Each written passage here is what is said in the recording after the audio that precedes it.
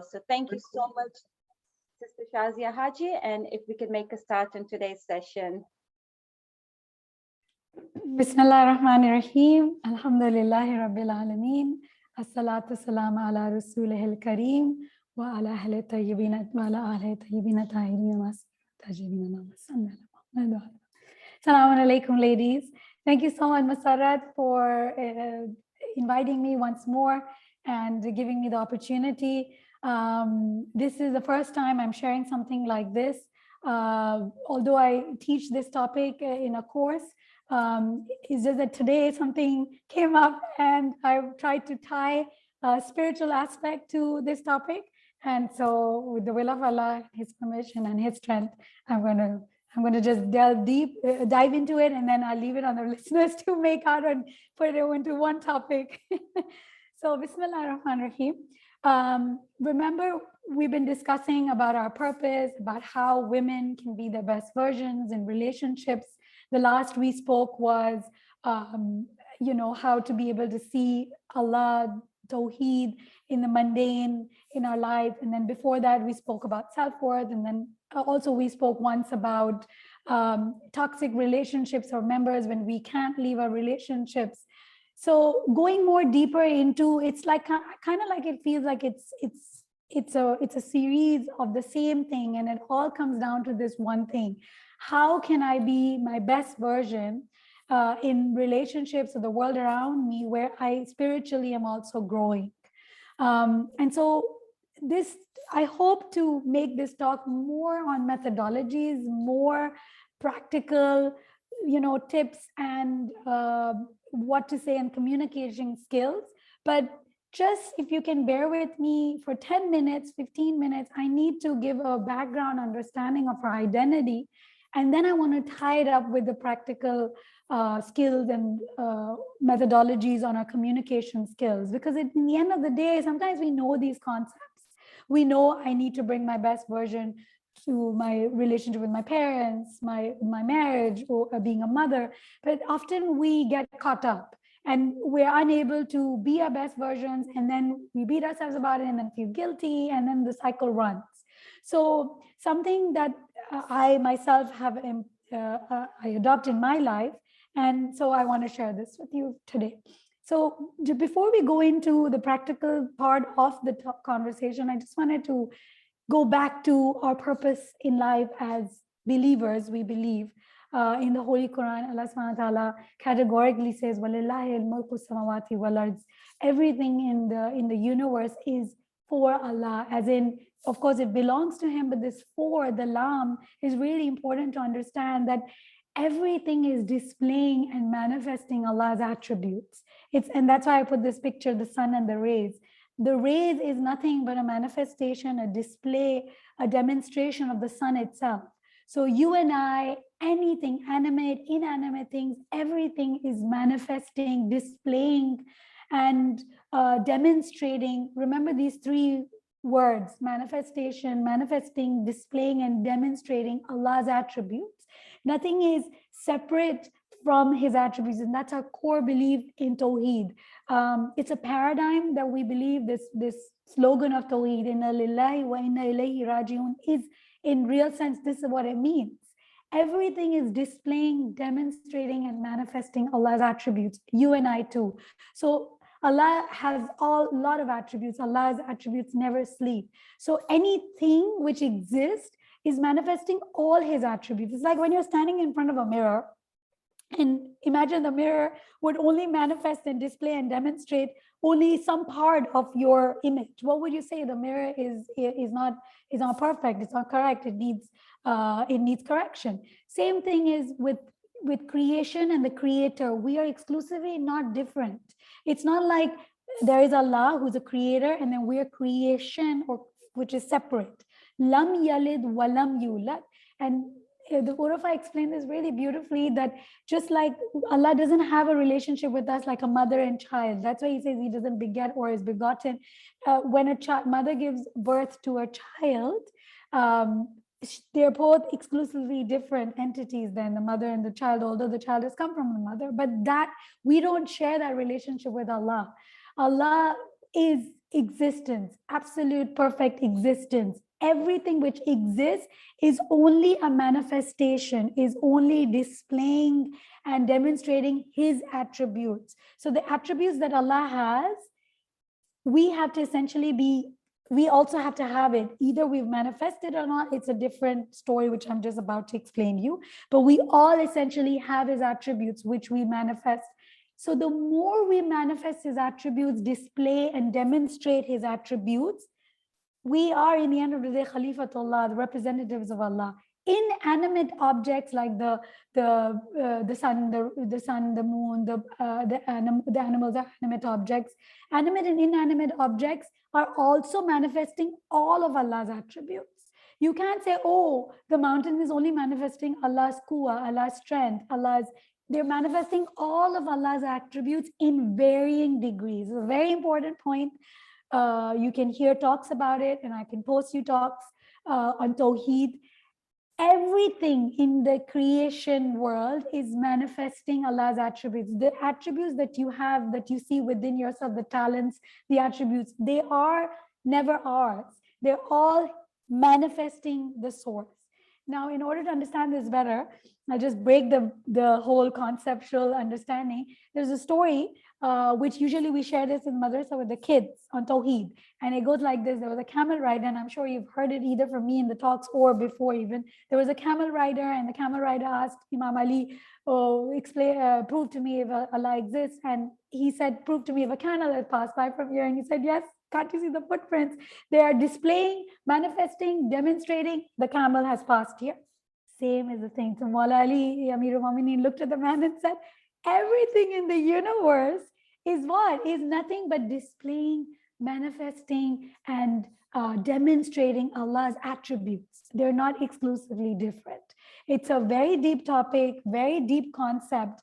And this is what I hope to achieve by the end of the talk, to make this into very practical understanding, inshallah.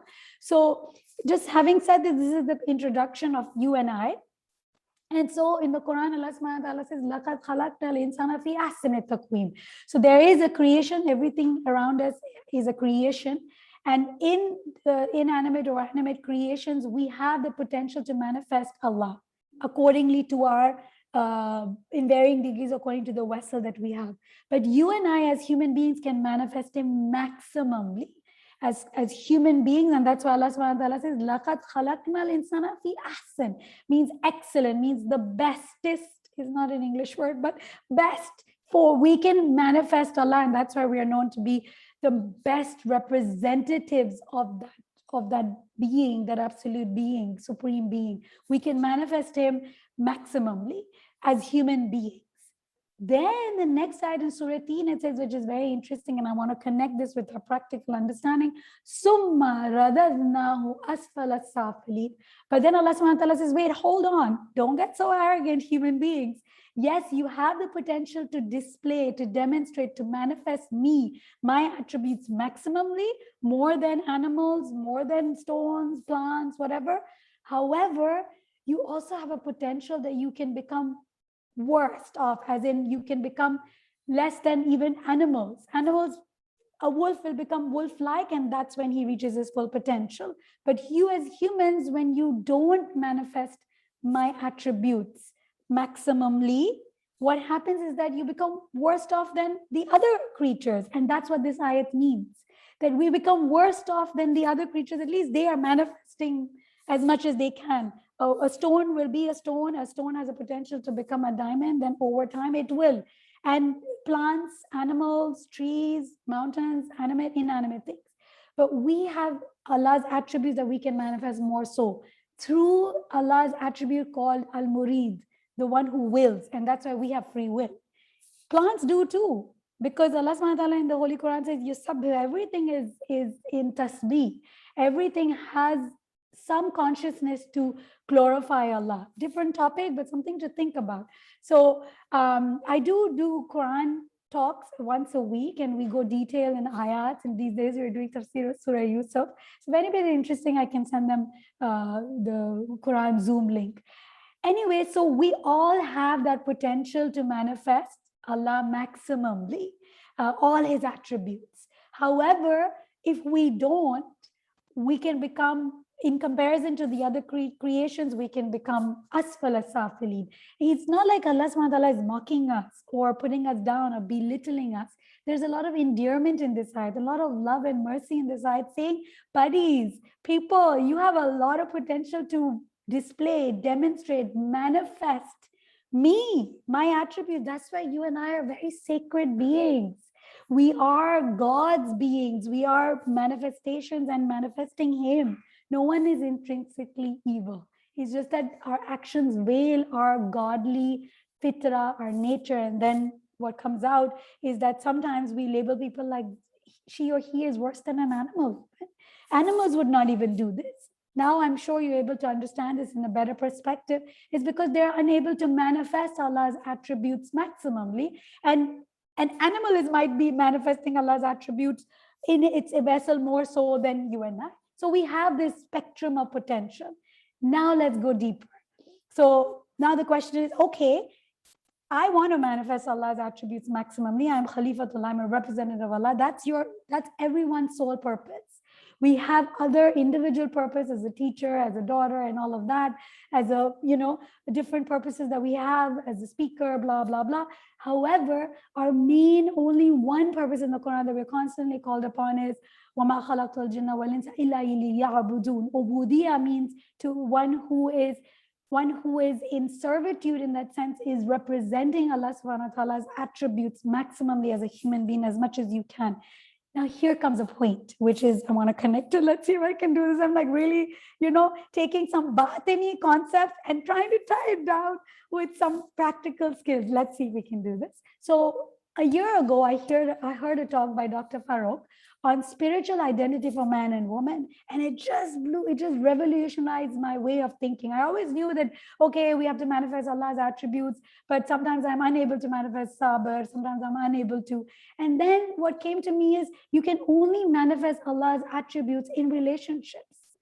And that was huge for me because we come to this dunya to do relationships. If you look at yourself, you enter this dunya with a relationship. No one enters by themselves. You're in a relationship as a child and parent. Then you go into other relationships with your friends.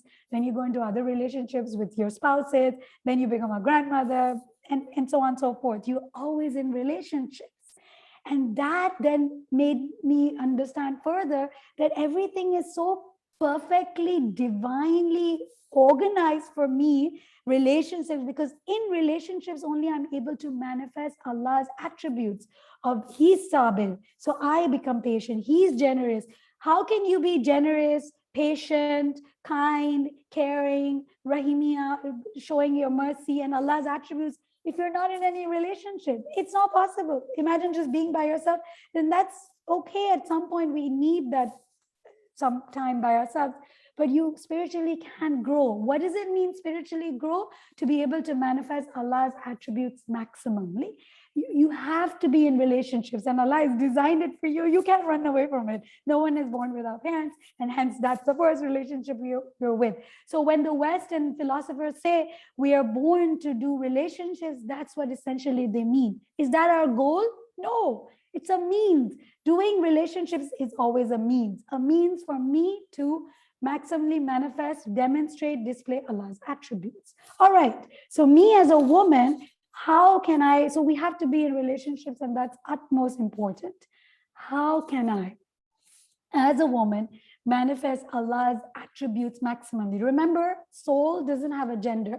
You and I are all souls. Please, it's not in our religion that a soul has come into my body and then I'll be reincarnated. We don't believe in all that the soul is inside my body and I'm going to be reincarnated and I had a different life before and all that. It's a deep spiritual topic, which if you're interested, Dr. Farooq 2 years back in Muharram spoke about this concept of previous life. When Allah says, Alastu bi rabbikum, like in the land of Alast, in the land of allegiance. Were we physically there? No. We came in a time and place. We were conceived by our parents, our mother, and then that fetus was first a material reality, and then it started to grow, evolve, and then it had a spiritual dimension to it and all that. That's why Fuqaha say 4 months prior to the soul manifests. It's still a soul, but it hasn't manifested into the spiritual dimensions. I'm going away from my topic, but just to keep the understanding, that's why they say abortion, if done in those 4 months, then the fiqh rulings change, like you don't have to bury it and all of that, because the spiritual dimension hasn't. So there's one soul, you and I all nafs, and we all in the fetus are growing, we're all growing, evolving, and we all manifest, we all evolve and have a spiritual dimension of us too. Sorry, this is a little deep, so I'm going to park this there. If you're interested about all of this, I can share with you links on this topic. So we're all souls, and our soul manifests these bodies. It's like the caterpillar then becomes a butterfly. It's one reality. You can't say the caterpillar, the larva, and then the larva is inside, the caterpillar form is inside this butterfly. No, through a process, it's evolved. So we as fetuses, first we had a material dimension, and then semi-material dimension, a spiritual dimension, and we evolve through a process of life, through a process of evolution. So you and I are souls, and our soul has manifested itself into a body. Remember, Allah is a manifester, and so we have attributes of manifesting as well. Whatever He has, we have those attributes in us. It's not like I have an attribute that Allah doesn't. No, we all, Allah is a creator, and hence we can create. Only thing is that we have a beginning, but we don't have an end. We're also eternal beings. Allah doesn't have a beginning, and Allah doesn't have an end. All right, so this is about Tawheed. So you and I as women, you just see my time. So you and I as women we're manifested, our soul is manifested into this physical body. It's evolved through, and it's become, phenotypically, we are a woman, we are females. How does my female self manifest Allah? Here, the Mufassirin, the spiritualists come and they separate, and they say a man can manifest Allah's attributes more so. It's not like he cannot manifest all his attributes, but because the body, the phenotypical is more of a man, he can manifest Allah's attributes, some of them more so than a woman. It's not like he cannot manifest those attributes that a woman can manifest more. And this is where your and my salvation lies. If me as a woman, I have the potential to manifest some of Allah's qualities more so, and when I do them, I become a successful spiritually Khalifatullah as a woman. And marriage is an intermingling of Allah's attributes. So if you're more interested in this topic, there is a talk. I don't want to go through this whole talk. When a man and a woman come in a relationship and they manifest those attributes respectively, Allah's attributes, as a woman, as a man, that marriage is called a holy matrimony, right? That's where, so what do you mean by holy matrimony? This is what it means, ladies. It means Allah's attributes intermingling.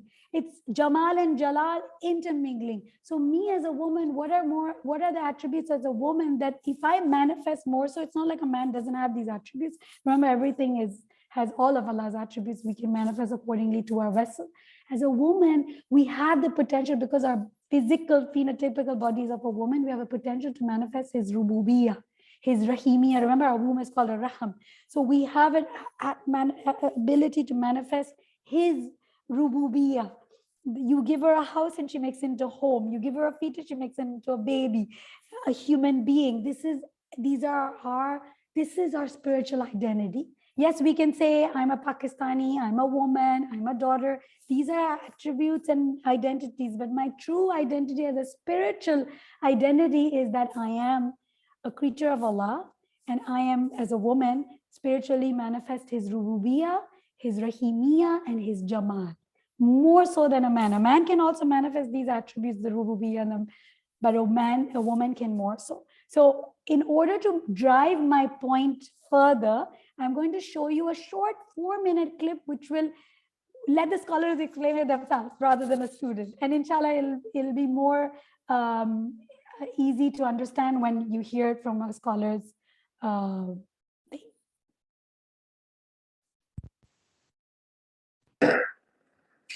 some attributes of Allah that the woman manifests more than the man. The man manifests them too, but the woman manifests them more. Those attributes of Allah are intrinsic to the female spiritual identity. It's what makes them female, truly, if they manifest these attributes, which the man cannot manifest to this degree. What are those attributes? One is Ar-Rabb, Rububiyyah. Allah is all nurturing. The woman's capacity to manifest nurturing is much more than the man. Imam Khomeini, in one of his speeches, says that the nurturing that a woman does over one night to a child is more than that which a responsible father does over 10 years. Only an Arif can speak like that. The man also nurtures, but the woman's nurturing potential is something else. They have a womb. Even biologically, you can tell this, that her potential for nurturing is much greater. Although I don't want to limit nurturing only to children, but this is the maximum specific application and mistaq of nurturing. That's one attribute. Another attribute that the woman manifests more than the man is Allah's Rahmaniyah, her mercifulness. She manifests more mercy than men. Here, this Rahmaniyah that the woman manifests is something that similar to her Rububiyyah and nurturing capacity, she shouldn't compromise with these. If the woman compromises with manifesting attributes of Rububiyyah, of nurturing, and Rahmaniyah, that woman, in spirituality terms, is becoming less and less of a woman. Not genetically, not anatomically, in spirituality terms. In Khalifatullahi terms, they're becoming less and less a woman. And to paraphrase or to rephrase, she's becoming more and more manly spirituality-wise. Another attribute that the woman manifests is Allah's Jamal and beauty. She shouldn't compromise with that at home when she's with the mahrams, with her husband. She has to adorn herself, manifest her beauty. And that's why in the Holy Sharia, it says for the women to adorn themselves inside the house, even if it's wearing a necklace. It's not normal for a man to tell the woman not to adorn oneself. The man has a problem. And if the woman doesn't express and manifest her beauty in the home, it's a problem. Now, if the woman compromises with manifesting these three attributes, Allah's Rububiyyah, nurturing, Allah's Rahmaniyah, mercy, Allah's Jamal, beauty, if she doesn't manifest these in spirituality terms, she becomes less and less of a woman and more a man. Now, why am I? So this is a spiritual identity of a woman. And when I heard this last year, I was blown away. I was like, as a marriage advisor, coach, what happens is that when there is a mismatch, when a woman physically is a woman, but batini, she's more man-like. Now I want to take 3 minutes of yours so you can hear a man's spiritual identity. And then we finally get to the second part of our talk, which is most important is, Shazia, we need methodologies. We understand all these concepts. Okay, fine. I need to manifest Allah's Jamal. I need to manifest His Rububiyyah, Rahimiyah. But give me practical tips, methodologies. And that's where vulnerability is that one ingredient as a woman, that if we understand and we nurture in ourselves, and we are able to then do life out of being vulnerable, it has such great potential, at least in our marriages and generally in all relationships. And I'll give you examples of my own personal examples in different relationships. And that's why the topic was vulnerability. And the other technique is space, which also helped me to manifest my Rububiyyah, my Rahimiyah, my Jamali side, not only physical, but also we have a spiritual beauty as a woman. And how can I do this? So I'll just switch the talk to the one on the males, so that's understood. And then inshallah, we will just, okay, okay, I can't see the male one, so I don't know where that is. Maybe I do have it somewhere and I can't see it. Doesn't matter. Bismillah, we know better that we don't waste time. So in a man's, let me just read to you. Don't miss out. These are such important, and I don't want to say anything wrong. So in a man's world, what happens is that a man has a potential, and that's why Allah subhanahu wa ta'ala calls out to us for a man to be the nafaqah, the one who provides. And so for a man, why can't I see the toolbar? Okay, here it is. So for a man, what happens is that he can manifest Allah's attributes more so than a woman, which is his razak, qualities of the sustainer. That's why Allah in Surah An-Nisa calls man ar-rajal al-kawamun. Kawamun means one who is a maintainer, a sustainer, a provider. When he does that, he's actually spiritually growing as a man in his journey towards becoming Khalifatullah.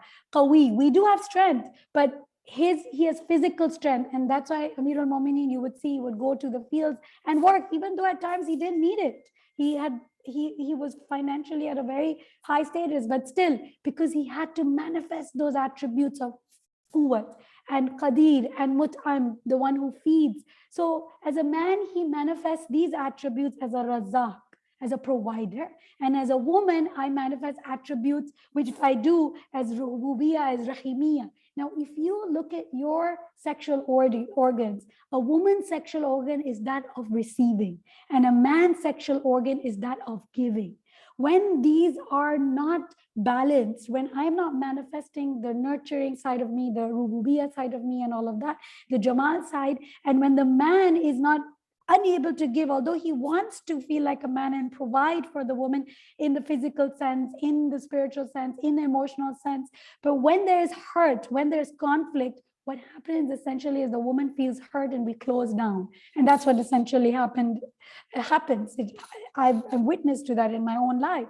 And then we kind of retrieve, and then the bitterness starts where we're blaming and we complain and we correct and we criticize, essentially because we're hurt, because there was something said and we're hurt. Remember, marriage and parenting are both generational. We will do marriage the way marriage was modeled to us, and we will parent the way parenting. And that's why these talks are there to change paradigm shifts where something which we've picked on, which is not serving us a purpose in our spiritual journey.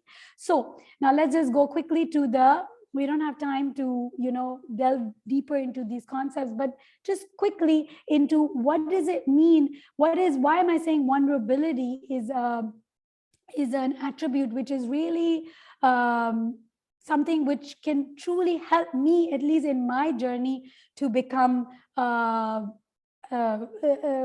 Allah's representative in our Jamal. What does vulnerability mean? Vulnerability looks like this. When I am opening up my emotional, the most fragile parts of me. As a woman, our strength is our emotional brilliance. Men do too, but as a woman, because the anatomy is of a woman, and because we have potential to manifest Allah's rububiyyah, his rahimiyah, and his jamal aspects, our strength is our emotional brilliance. And these emotions are messengers of Allah. But often when we either have childhood trauma or we have trauma and we're unable to go through it, we close up, we clench up, and we either, then it'll manifest as illnesses or whatever, but we become very bitter and we are unable to nurture our relationships and ourselves. We were unable to, take out words of jamal and beauty, but internally we become very harsh because our heart is closed. And so vulnerability means to be able to put faith and courage and to be able to, again, start doing life. How do I open up my hurt heart, my husband or my brother or, other relationships, my nephew, niece, whoever, my brothers, whenever I was growing up, my parents, in my relationship, I got hurt. And now I'm going to make sure that I become so strong and I provide for myself and I become so hard that no one will be able to hurt me again. And I close myself down. And often I've noticed that happened with me, and it happens with a lot of people. And then I noticed myself that my conversations, communications are way bitter. They were very harsh, unkind, correcting, criticizing, complaining, because essentially whatever we focus on increases. And my focus, I was unable to feel, I was unable to forgive. These are all ethical vices. These are not Sharia vices, but till we don't get rid of them, these are huge hindrances for our spiritual growth. These ethical vices, holding on to grudges, hate, unable to forgive. And there's a huge topic, Surah Yusuf, we're doing these days, and there's so much in it that the brothers held jealousy. It's not a Sharia sin, but it's an ethical sin, and led them to want to kill their brother. So I saw myself being bitter, and it was because I was unable to open up myself again. And for me, this happened is that I realized I'm unable to forgive. I'm unable to let go. I hold on to grudges. And so the skill of vulnerability looks like this: to be able to speak your truth with respect, to be able to know how you feel and what you want. That's what vulnerability is. I was coached back again into my heart and saying, Shazia, instead of going and blaming others, what do you want? So without this, it is hard for people to know how to take care of us. If we're not going to give them example, if we're not going to say what's happening in my inner world without blame, yeah, ladies, without blame, how are they going to respond to us kindly? My husband didn't get revelation today that I'm a little worked up today. I have class, I have to give a talk, and I'm a little. So I was vulnerable. Vulnerability looks like this. What does it look like? It looks like being able to share your most soft, your most the scared, the weak, the soft, tender parts of you. And so when he was on the phone, he was giving me some chores, and I said, I checked in and stuff. How do I feel? What do I want? These are two questions. And remember, I want to be the Jamal of Allah. I want to be Rahmaniya. I want to be an ambassador of His Rahmat. I don't want my husband saying, oh, Allah, abhi isse baat karne ki zarurat hai. Nothing is going to come out of her mouth other than just bitterness, hate, and all of that. So I just told him, Hatari. I just told him, danger. And first, I used to find it to be like a doormat. I used to feel weak when I would want to explain to him my feelings, but now I've owned it because it really serves me a purpose for my spiritual growth and my salvation as a woman. So I just told him, I'm really worked up, I'm really anxious, I have a talk from 3 to 4 as in Pakistan time, and so how would it be for you if I speak to you after this? Now, it's taken some time to change the dance, to change the way you do life. With my kids, I'm vulnerable. With my parents, with my mom, with my brothers. Of course, as you all know, my father passed away recently. So it's been, after a few months, I've come back to Pakistan, and it's been a really difficult trip. And so vulnerability looks like when I was driving down to my mother's house, it looks like I'm sad. I miss him. Yes, the tawheed is that he's in a higher dimension. He is with Allah, and this is Allah's will. No one's denying that. But I'm also not denying my human condition. And it doesn't mean that you're weak if you show your human condition. So I was sad, and you cry. And everybody was there consoling me, but I didn't take offense of it or became defensive. Vulnerability looks like letting others, giving them a chance to make you feel loved and adored. And how will people know? No revelation is coming on them. We're not prophets. We're human beings. Others need information about our inner world. So those tears were so endearing. Obviously, you don't do crocodile tears and you don't do drama. We have to be authentic in ourselves, ladies. We can't do drama. But being authentic, honoring yourself and your feelings, and saying, right now, whatever's going to come out might be hurtful. So I'm going to take some time off, and I'm going to leave this space because I'm angry. So you don't mask your anger, your fear, but you're able to speak your truth. And it's like a game changer in any relationship. So when I told him, remember, the way you treat others is the way you treat yourself. If I honor my feelings, difficult or easy, whatever the feelings and emotions are, I started to respect other people's vulnerable feelings too. Like when my daughter would say, Mom, I'm having a really difficult day, time out. I'll respect that too, because same, I will treat others the way I treat myself, because I want that for myself as well. that's where vulnerability this is the connection. I started off with our spiritual identity to show you what you truly are as your potential. And vulnerability is that special ingredient. If you learn it and understand it, I don't have time, I have to take Q&As too. If you understand vulnerability, check in with yourself. How do you feel? What do you want? And express it. It takes a lot of courage at times, because if you are hardwired to say, never speak that you're soft. If you say you're soft, you're a doormat, you're all that. You have to remove all these narratives and to be able to speak your truth and say when you can't, to be honest and say, I can't. Or to go and to your spouse or to your parents or to your brothers or to your sisters or whatever relationship that you're in and say, I'm really hurt. It's no one's fault. These are my feelings. And I know Allah is Kareem, He's Shifa, He's Jawad. But it's a process to be able to honor yourself with your feelings. When you do that in your relationship and say, this is a really difficult moment for me. This is really a tough situation for me. I'm feeling this. And then what do you want? So I wanted some space. So for me, I told my better half that, how would it be for you? So it was no blame that, why can't you ever understand this? No whys, no shoulds, no coulds, no yous. Not going in control mode, staying on my street, staying on what truly I am, and saying, I don't have the headspace right now because I have to prepare and I have to be in that space to talk. So how would it be if it's not urgent?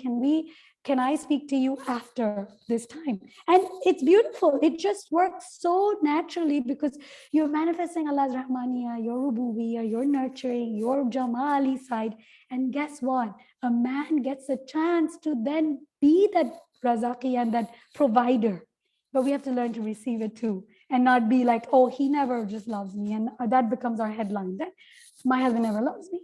And I know for a fact, with my experience, if men aren't interested, they make sure that they're not interested anymore in that relationship. And they're just, So, most of the time, it's just that a man is not feeling that he can be the man in that relationship, just like how the Sheikh explained. And a woman is unable to feel that she's unable to manifest that nature of a woman. So instead of masking my sadness or anger with fear, to be able to say, I miss you, instead of saying, where were you? You don't care for me. He never has time for me. Woman, what do you want? How are you able to manifest God's Jamal? Go into your feeling. I'm lonely. Say that. I'm lonely and I love to spend some time with you. That's it. So vulnerability is a skill, is an ingredient. If you understand, you will truly be able to spiritually grow in godliness and goodliness as a woman. This is very short, just a little snippet, just a little window for you to explore. This lady, Laura Doyle, that I follow, and I love reading her books and her podcast. I feel like she's given us methodologies of how to spiritually grow as a woman. But again, their goal is only to get that love of the husband and a good marriage. But when I applied those skills, I felt like I spiritually grew, because our goal is to have Ridwan min Allah, to become for Allah's pleasure. So that's it. And I end here with this acronym that I teach as a course called SPACE. Musarat, are you able to see the entire screen? Yes, I can Yeah, see that. okay, great. So this word space, and it has worked miracles for me, because it reminds me of how to be in difficult situations and just remember space. And often we do say, I need space, physical space. So I'm going to share with you real quick a practical way in how you can spiritually grow as a woman and manifest Allah's Jamal and His nurturing and His nurture your relationships and His Rububiya, His Rub nature that you as women have a potential more so to manifest with this technique called space. We often, when stuck in conflicts, we're like, I need space. Sometimes we don't have an opportunity to take physical space. We can't move away because then that will hurt our relationships more. How do I take this space? SPACE stands for these acronyms I came up with. All praises due to Allah. I was doing hearing Khalil Jafar's talk, and he said, sometimes we need that space. And I'm like, this is it, space. And it just became an acronym and a course. So this is what it is, SPACE. How do we take that space in order to first go back? Ask yourself, when you're really hurt, when you're really, really wounded, when you really want to go bash someone and you really want to go and, you're in a conflict, step back, at least if you can't physically, then step back in your mind. And S stands for self-worth and self-care. And that means honoring yourself. Please take out some time every day to do something which gives you enjoyment in the moment. Like go grab yourself a hot chocolate, sit and watch have some tea. And spiritual self-care. Learn every day something important, something tawheedi, so it replenishes your soul and motivates you to be your best version. And that's how you spiritually grow. So I check in with myself with the S and saying, what's up? Self-honoring, self-care, self-worth comes in all of the S. And I think I've done separate talks on this as well. The P is for politeness, respect, vulnerability comes in here. I want to be polite to you. I want to be respectful to you. Respect does not look like giving helpful suggestions, ladies. And that was where I was going wrong. Respect does not mean, why don't you do this? Why don't you do that? Seeing other people's faults. Amal bil Maruf means bringing out the good in someone, not saying this is all wrong with you. Nothing's good in you. Everything's wrong in you. And guess what? I'm self-righteous. I'm the great and the holy. The P is being polite and respectful and vulnerable. And there's a whole talk on this P, on what does respect mean? Respect doesn't mean authority. It doesn't mean I need to bow down and obey. Obedience is only to Allah. Respect means to be spiritually, in that sense, to be able to speak words of kindness and politeness. Remember, if our hearts are closed, there's no politeness and kindness going to come out, ladies. Don't fool yourselves. Neither did I. Till I did not become vulnerable and understand my position and make an intent that Allah, I want to live a life of spiritually as Khalifatullah. And I connected myself with hearing spiritual talks, which motivated me constantly to remember my purpose. There was no respect going to come out. I was just going to blame, shame, control, correct. And guess what? I'm only compromising my spirituality. You do good, you do it for yourself. You do bad, you're only hurting your spiritual status. Remember that ayah that we started with, Surah Teen? So having the words of respect look like this, ladies. No yous, no shoulds. How do you invite someone? Bring out the good. It's not like you to be unreasonable. Just bring out the good in someone. And how do you be polite? Check in with yourself, check in with your feelings. What do you feel? Speak that. And what do you want? It's like usually we try to control someone so that they can exactly say what I want. It's like wanting to go to a Chinese restaurant. Your husband asks you, where do you want to go? And he says, I want to eat Pakistani. And you're like, you just ate that yesterday. You have high cholesterol, woman. What do you truly want? You want to go to Chinese? Stop telling him you can't eat it. Just cut the slack and just tell him, I feel like eating Chinese. That's it. So we usually go and try to control that other person, manipulate so that they can think and do. It's like life has become so much easier. There's no games now anymore. Just speak the truth. And so the A is acceptance. I forgot to write that down. A is accepting other people for who they are, honoring them, knowing that we're all weak, imperfect. We're all on this journey towards Allah, and apologizing. If suppose you have said something and this has really changed relationships for me, I call myself accountable. So A is accountable, accepting, apologizing, calling myself out and saying, I apologize.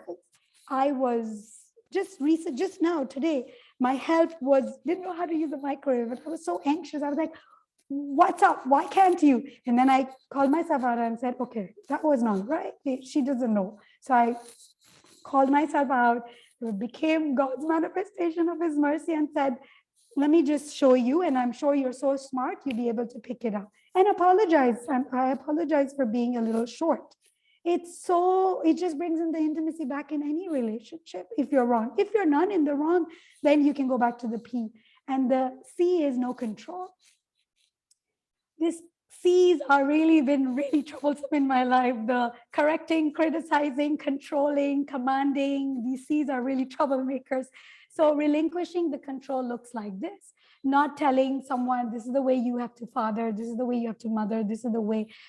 Being a role model, modeling, being your best versions is truly very, very endearing, empathetic and sympathetic. There's lots to say on control. Just one thing, control does not look like, buddy, you need therapy. You need to go do this. You need that. It's inviting. How would it be? I'm wondering if therapy would help. There's no you here. There's no shoulds here. There's no codes here. Or saying, you know, when you choose this in life, it really makes me scared. There's being vulnerable. And then he might tell you, okay, what is it that makes you scared? And that's a flowing conversation, and you're nurturing that conversation. We're women.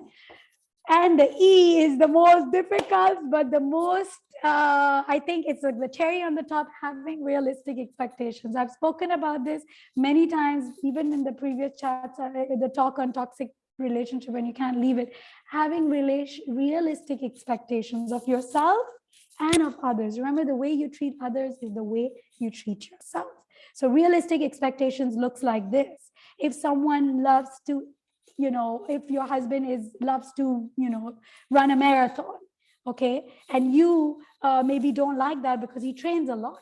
So unrealistic expectations would be like, you know, he's just working out the whole day. Realistic expectations would be like, my husband loves to run a marathon, he loves to work out, and that's him. And this is me. I do me, you do you, and let us see eye into eye and learn to respect that this is you. I'm not going to expect you to be Deepak Chopra. I'm not going to expect you to be Jay Shetty. I'm not going to expect you to be the holy messenger. We're all human beings, fallible, weak. Remember, the apple doesn't fall far from the tree. So we don't really marry our better halves, or we don't, you know, when we're befriending someone else, remember, they're going to do life from where they've come from. So if there's anxiety in the family generally, then your husband's maybe, or your wife's maybe a high-strung person. That's the family trait. Can you change the entire person? No, you can't. Allah says in the Quran himself, you're going against the system. Allah will not change any situation of a nation. A nation is made out of people, until everybody takes responsibility for themselves, and change is contagious.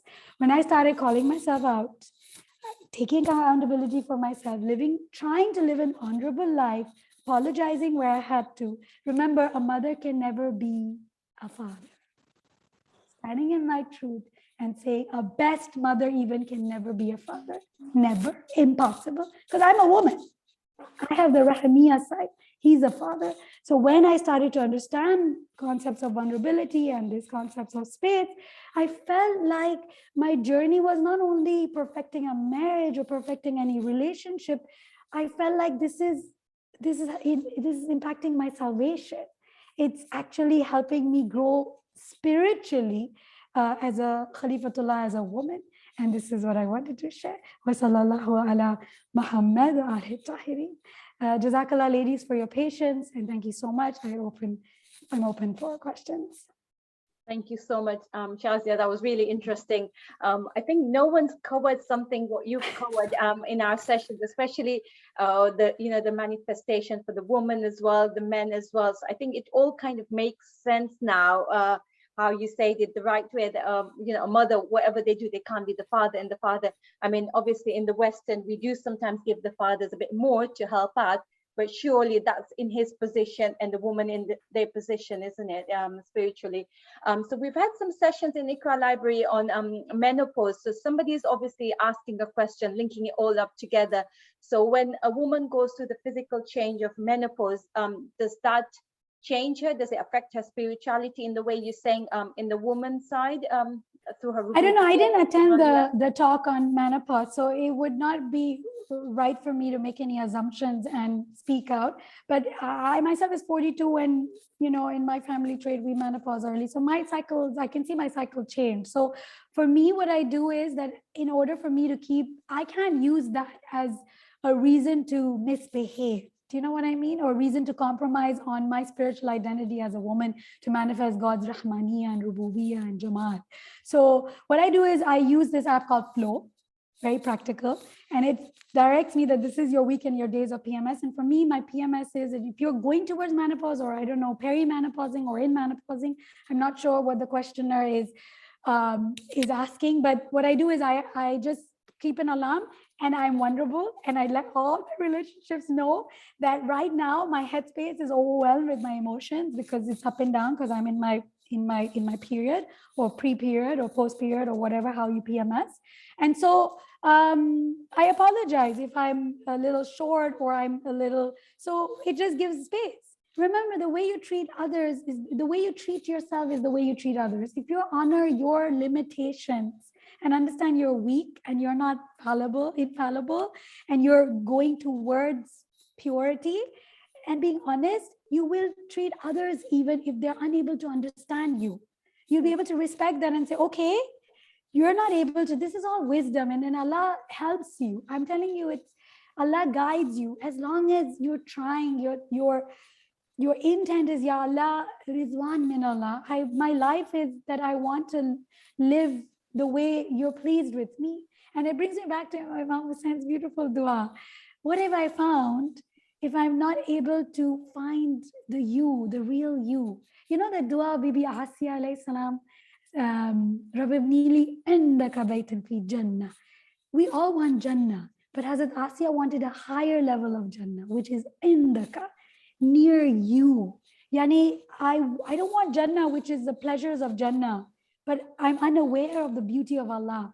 I want a higher state in the heavens where I'm able to witness you. And I've spoken about this a little bit in the last. So if that's our aim, inshallah, and our subconscious goal constantly, Allah guides us. So this flow app really helps me. We menopause, we lose our bits, and so do space. Apologize. If you're controlling, go back and call yourself accountable and say, I messed up, I apologize. But the fact that if you're constantly doing and you find yourself constantly apologizing, there's one way you can get out of that cycle. And that's this very important point. The Urafa pay a lot of attention to it. You might not be doing any Sharia sin, but you might be doing ethical sins, holding on to grudges, hate, resentment. If this isn't sorted, you will see yourself going back to those crazy cycles constantly. So if you find someone that triggers you a lot, you need to go back into yourself. Maybe you're holding on to some sort of jealousy, grudges, hate, something that needs to figure out. You go back to Tawheed and you say, why am I jealous? I'm unable to understand Allah's concept of Razaqiyya. He's all just, all wise. So you deal with your ethical vices, you break through of your outer sins that you might catch yourself in. Sorry, I keep on. No, that's fine. So, so during the menopause, the spirituality bit shouldn't change, really. The Rububiyyah, the Jamaliya, the the physical gets compromised, and the physical is the soul. The soul is in a place right now where it's going through a change. So maybe we need some more self-care. But it doesn't give me the right to be, and I can sometimes, and I can call myself out. It doesn't give me the right to say, oh, because I'm menopausing, I can justify my sin. That's double whammy. Your sin is one thing, and then justifying your sin, which the brothers of Nabi Yusuf did. Let's do it, and then we will ask for forgiveness from Allah. So sometimes you never get tawfiq of forgiveness then, because we're treating Allah's system of forgiveness. So never justify your sin. Never say, oh, because I'm this, it's okay for me to be unkind. I am like this, and I apologize, and I need space. Excellent, thank you. We've got a Sister Zainab. We've got your hands raised. If you want to ask the question, please. Yes, thank you. Assalamu alaikum. Wa alaikum salam. It's beautiful, beautiful. I really didn't want it to disturb you, but there is a question in my mind. That the whole talk was beautiful, mashallah. It has like changed. Yes, it has just changed my whole mentality and way of thinking, mashallah. The way you said that a mother manifests the different attributes of Allah, and a father manifests different attributes of Allah. I volunteer in a Sunday madrasa. So if my children are like 13, 14 years old. So if I want to tell them about these attributes of their parents. So if someone might ask, so what attributes of Allah the children play? So if it's a girl, then the girl will manifest Allah's Rahimiyya, Rububiyyah, Jamal. So at this age, their Sharia should be strong because they're learning. Remember, they're coming to madrasa to learn. So you can explain, are you a fiqh teacher or ikhlaq teacher in madrasa? Yes, yeah, fiqh teacher, yeah. Fiqh teacher. So you should go on to Dr. Farooq's website. Urdu mein bata sakti hai. Urdu mein bata do, chale, good. So aap siklashwar.com mein chale jaye. ठीक है, और उन्होंने काफी सारी talks, he's done talks on inner dimensions of Sharia. तो अगर आप उनको, if you're talking about tahara to the kids, so you can speak to them that क्यों 40 days if you're going to do ghusl of Jummah, your body will not decay. MashaAllah. Yeah, and so there's a connection. Remember, there's a hadith which says, or there's a tradition which says, if Sharia is done without understanding the batini meanings of Sharia, then it's an empty corpse. That's why our children are going away from Sharia. अगर physical cleanliness इतनी जरूरी थी नमाज से पहले, तो भाई मैं पूरा शावर ही ले लूं, सिर्फ वजू क्यों करना है? Because it's cleansing the soul. When you're doing the wudu, remember it's one thing. So if you're more keen to know about this, just go on the website. I'll post also his talks on wudu and the inner meanings of wudu and ghusl and all of that, and explain to the kids. It's all for our soul. Even the hijab. The hijab is not that we have to save the man's chastity. That's on him. The hijab is you're protecting your own haya as your soul's haya. When you explain Sharia in a deeper sense, in the batini, esoteric, inner meanings also, the children will, their minds will open up. They'll want to do the Sharia. Absolutely beautiful. Thank you so much, Sister You're most Shazia. welcome. So siklashfar.com and go into esoteric wisdoms, and I'll put the links. I'll give all these. Link page, DJ, please. Thank you. My number is available. You can message me on WhatsApp. We can keep in touch. Oh, lovely. I'm at your service. Thank you so much. Thank you. Jazakallah. Thank you. I think you explained it really well, Shazia. I think, as Sister Zainab said, this topic was beautiful. It really put things into perspective, especially for us women as well. And the way you said about the soul as well, the purification as well. So thank you so much. If anybody has any questions, you can unmute yourself, or you can use the chat as well.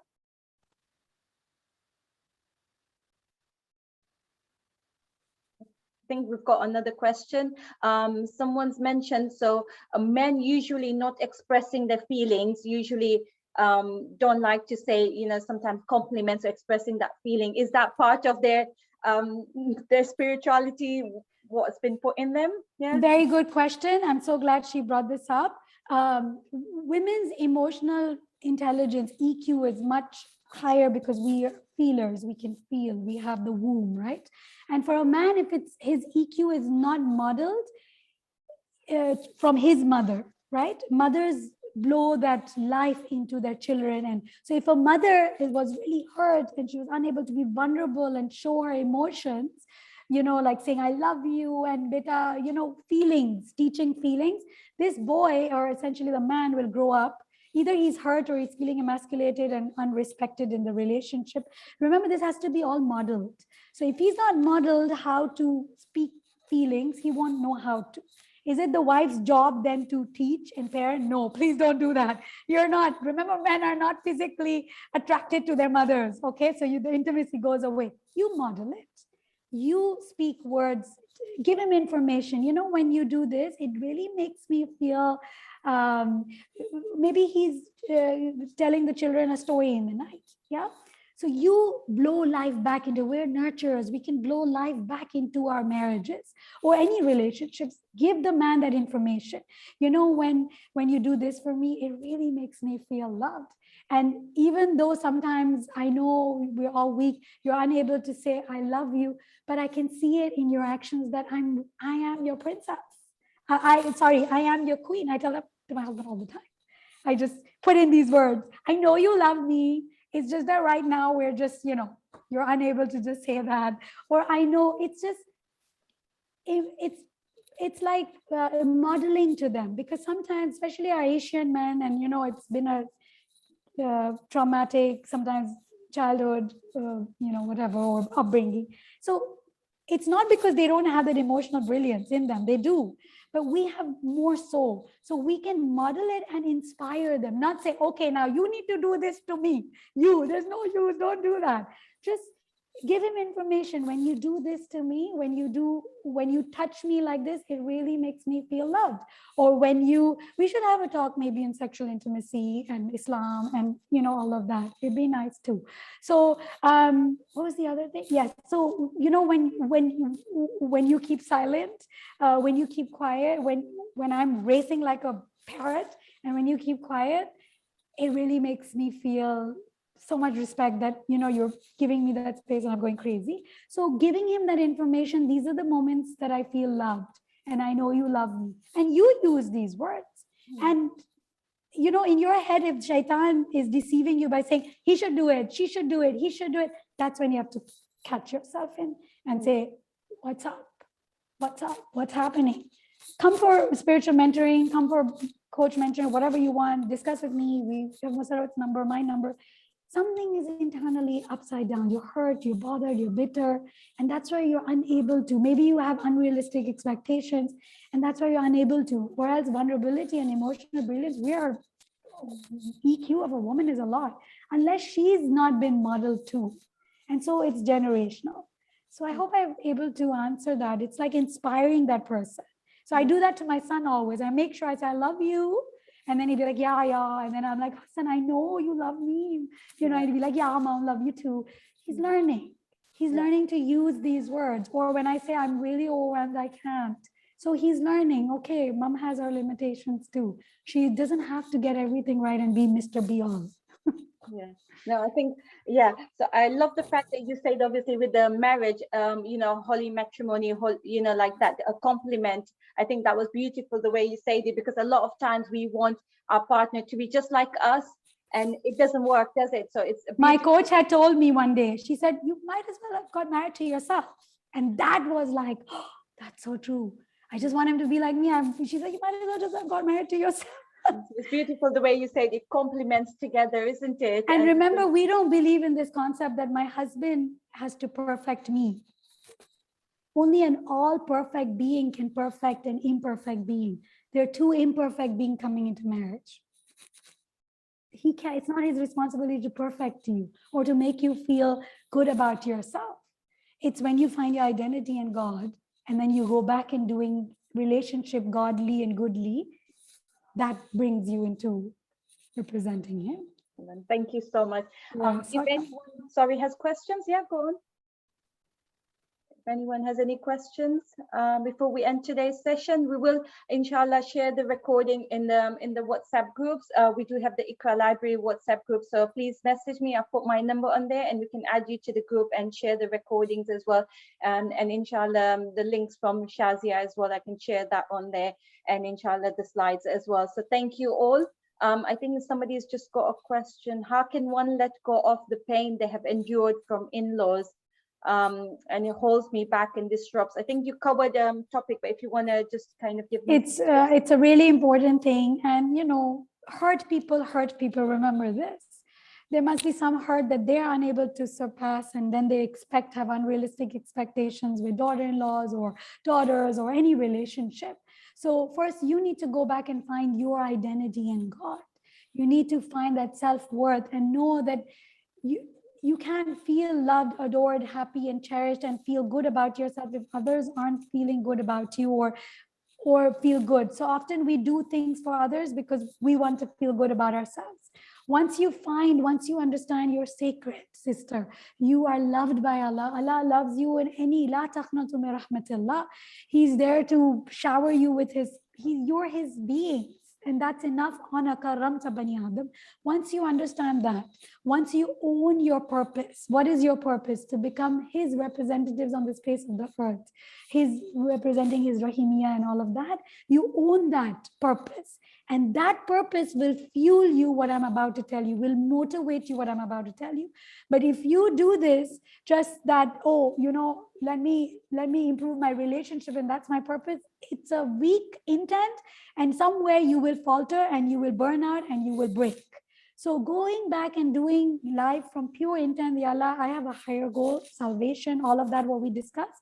And then call yourself accountable and say, holding on to hurt, grudges, and jealousy, I'm not serving myself purpose. I'm not going to grow, because it is a thing in Surah Yusuf, the brothers then led to doing a sin, a huge Sharia sin of killing someone, because they were harnessing and holding jealousy and hate. So I know you don't like it because, and maybe they've done something for you to feel hurt, but number one, you have to take responsibility. There's hurt within me. It's their fault. It's on them. Their actions is on them. How do you remove your hurt, your hate, your resentment, your grudges? First, you go back and empower yourself that this is not going to serve me a purpose in my journey. Number two, you have to own that intent. And number two, you have to go back into Tawheed and remind yourself, Ya Yuhannas, Antum al-Fuqara, we are all dependent. We are all weak. Wallahu ghani, Allah is ghani. I have an opportunity right now to overlook and forgive God's creatures. They could ask for forgiveness before they die, and maybe they repent and ask forgiveness from you and they get salvation. And you might just die. Inshallah, sister, you die as a lover of Allah and, in a high status. But I tell myself, I might die as an impatient, hateful, revengeful, hurtful person. I don't want to go in my grave that way. And then that's how I, oh, wow, that's interesting. The mindful mindset quote, Sayyida Banu. That's great. So you might go like that. And so that's why you need to go into your heart and treat it with Tawheed. All problem lies in a lack of Tawheed, and all solutions are in Tawheed. Going back to Tawheed and saying, if Allah is forgiving, I'm getting opportunity to overlook. Does it mean, am I okay with what they're doing? No, the action is wrong. But I'm going to ask Allah to help me overcome that hurt. Remember, no one can remove you from your spiritual status. Physically, people can hurt you. But when we say others have hurted me and taken something away from me, no one can. No one can physically, spiritually take you away from your status. Physically, people can hurt you. And that's your test. And then you go back to the concept of, this is my test. Inna lillahi wa inna ilayhi rajiun. What am I fighting for? When people hurt us, we're actually fighting for honor. She's hurted my honor. But honor is an egoic thing. All honor belongs to Allah. No one can give you honor or take honor from you. It's a gift by Allah. And I remind myself, Innal izzata lillahi jamia. What they're saying, if there's truth in it, I apologize. If there's no truth in it, let them be. All honor belongs to Allah. This is my moment of either sabr or 6 things, which I can discuss in some other thing. There's 6 things you can do to remove yourself from that hurt. And slowly you'll see yourself, you'll be able to go back to that relationship. So it needs a little bit of work. So I think the sister's saying, obviously, what she has the problem with the relationship with her in-laws, it kind of disrupts her relationship with her husband. And how does she kind of let go of that? Because every time she's got that relationship with her husband, Yes. it kind of comes and haunts her. So it's Yes.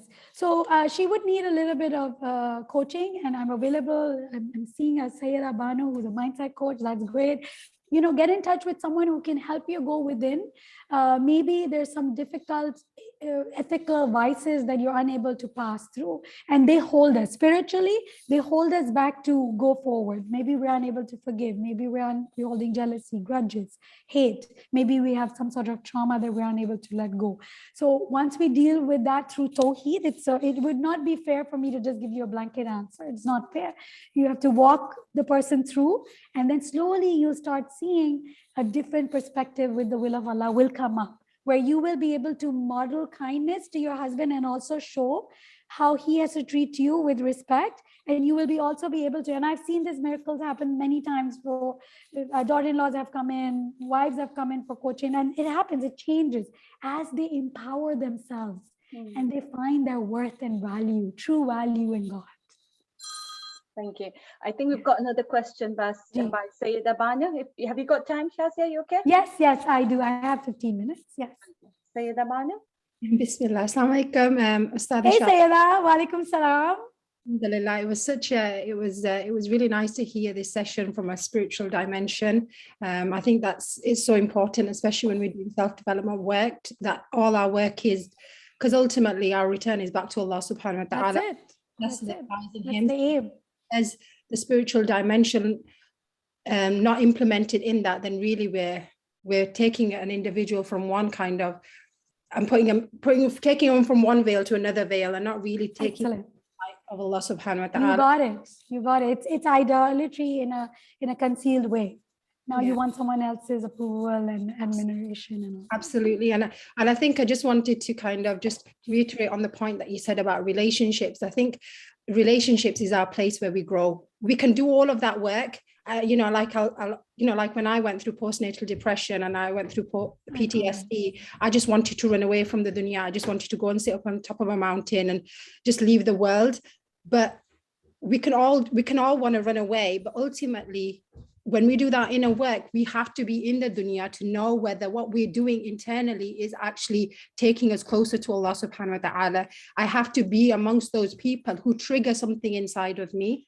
So I know it's not them. It's about me. Is there resentment, anger, unforgiveness that I'm holding inside my heart that I need to let go of?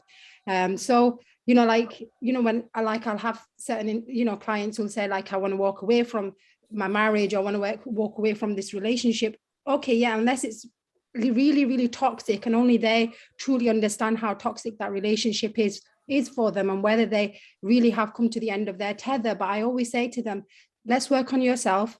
Let's work on your connection. Let's work on those veils that are kind of limiting you on that relationship. And if you still feel like this 6 months or years time from now, you're going to be taking a decision from a place of response as a place of reaction, as a place of this is better for both of us. There's hair in for both of us to leave this relationship, not from a place of ego, because we've got to do that inner work first in order for us to take action. And I think, just by you mentioning the relationship part, I think it was on point that relationships is the place that we grow. So we have to be, Allah subhanahu wa ta'ala created us in tribes for a reason. He could have just plonked us up on a mountaintop, but he created. We can, because remember the beginning of the talk, it was, we are nothing but a manifestation of his attributes. Absolutely. Who is spiritually the best would be the one who manifests him maximally, which was the holy messenger.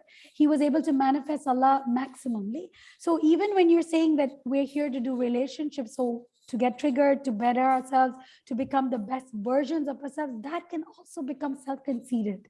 It can become self-righteous. Oh, I am someone now. But when we understand it from this perspective, that this relationships will give me an opportunity to manifest him, to grow up all him.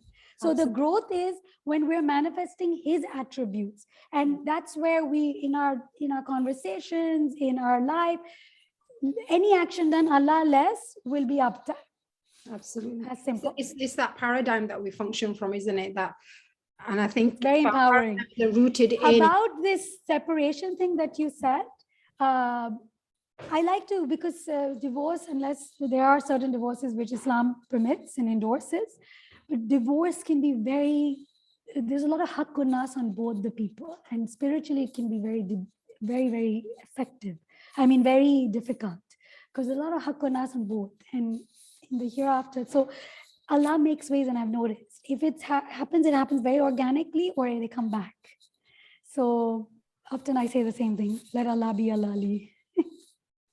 Thank you for sharing that. Thank you so much for sharing your perspective and encouraging me, and really appreciate it. Thank you for coming up. Thank you. Thank you so much, Sayyida. That was beautiful. Thank you. It's nice to hear from a different perspective, which kind of all links it together. So I think we're fine now to stop today's session and end here. Thank you, everyone, for joining in. As usual, we would really love you to all join in, put your perspective in. We all learn from each other and share the tips as well. Thank you so much, Shazia, for this beautiful explanation. I think the way you've explained it was amazing, and inshallah, it'll all help us, especially during these few weeks where we've got the family at home, where we've got the holiday season, where we will need to obviously take that space, obviously mentally, physically as well. So inshallah, we can apply this, and we'll have another session maybe in January, and maybe look into different topics as well. So thank you so much, everyone. Awesome. And enjoy your day. Have a lovely day. Allah Hafiz. Yamanillah.